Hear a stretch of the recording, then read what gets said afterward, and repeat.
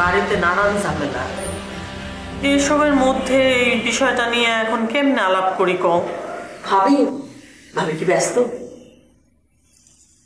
আচ্ছা ঠিক আছে, আমি পরে কথা বলবো, তোমাদের জামাইয়ের সাথে আলাপ করে আমি জানাবো। রাখলাম। কোনো ঝামেলা ভাবি? কই না তো। না হইলেই ভালো। এমনিতে বাড়ির মধ্যে নানান ঝুট ঝামেলা, এর মধ্যে নতুন কিছু না হইলেই ভালো। ভাবি তোমার দেওরের লগে একটু আগে মোবাইলে কথা বললাম, তার কথা শুনে তো মনে হইতেছে সে চট্টগ্রামে থাইকা যাবে। একটা কাজের জোর চেষ্টা চলতেছে। তাই নাকি? না কইরা কি করবে কও? আম্মা তো বইলাই দিল, যার যার নিজের পথ নিজে দেখো। এখন একটা কিছু কইরা তো বাঁচতে হবে, তাই না? সেটা ভাই ভাই আমি তোমার দেবরের কথা সায় দিছি। এইবারই যখন ছাড়তে হইব তখন আগে ভাগে সারাই ভালো। শেলিরাও তো চলে যেতেছে। কই চলে যেতেছে? নতুন বাসায়। শেলি বাসা ঠিক করতে বাইরেছে। তাই নাকি? একটা বিষয় দেখে না ভাবি মনটা খুব খারাপ হয়েছে, ভীষণ কষ্ট পাইছি আমি। কি বিষয়?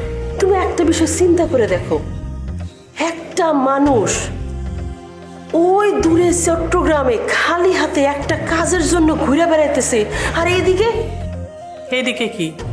ভাবি তুমি যদি কারো কাছে আমার নাম না বলো তাইলে আমি কথাটা তোমারে বলতে পারি, কিন্তু মাইজা ভাইয়ের কাছেও কিন্তু কইতে পারবে না। আচ্ছা বলবো না। কথা দিলা তো?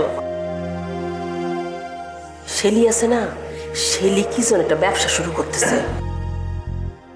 সেই ব্যবসা করার জন্য, নতুন বাসা গুছানোর জন্য তারে 20-25 লাখ টাকা দিল আম্মা। বিচারটা দেখছো আম্মা? দেখছো তুমি? হ্যাঁ, একদিকে তোমার স্বামীরে আমার স্বামীরে রাস্তায় নামাই দিছে, আর ওদিকে মাইয়ারে নতুন সংসার করার জন্য এতগুলো টাকা দিল। ভাবি আমার কিন্তু এখন অন্য সন্দেহ হইতেছে। কি সন্দেহ? শ্বশুরের অসুখের কথা শুই না বেলি যে শ্বশুর বাড়িতে গেল, এইটা একটা ভুয়া খবর। আম্মা আসলে টাকা পয়সা দিয়া বেলিরে ওইখানে সরাই দিছে। আমরা যাতে কিছু বুঝতে না পারি এই কারণে আম্মা এই শ্বশুরের অসুখের কথাটা একটা উসিলা দিছে।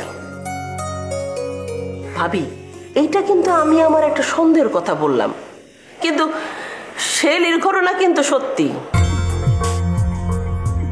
আসলে ভাবি সবকিছু দেখা শুনা না মনটা খুব ভার হয়েছে, তাই তোমার কাছে একটু শেয়ার করলাম। ভাবি তুমি কিন্তু আমার কথা আবার কাউরে বইলো না। ভাবি একটা কথা খালি মনে রাখো, তুমি আর আমি কিন্তু ওই শেলি বেলির মতো এই বাড়ির মাইয়া না, এই বাড়ির বউ। আর বউরা সবসময় পরের বাড়ির মাইয়াই থাকে। দুঃখটা তাই তোমার আর আমার ভাগাভাগি করতে হবে। যাই ভাবি।